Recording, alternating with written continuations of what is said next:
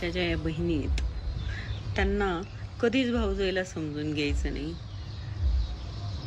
कधी तिच्या मुलांवर प्रेम नाही करायचं, सतत शिवीगाळ करायची, भावाच्या संसारात आग लावायची, भांडणं करवायचे, त्रास द्यायचा. एक प्रकारे म्हटलं तर भावाचा संसार कसा मोडता येईल याचा प्रयत्न करायचा.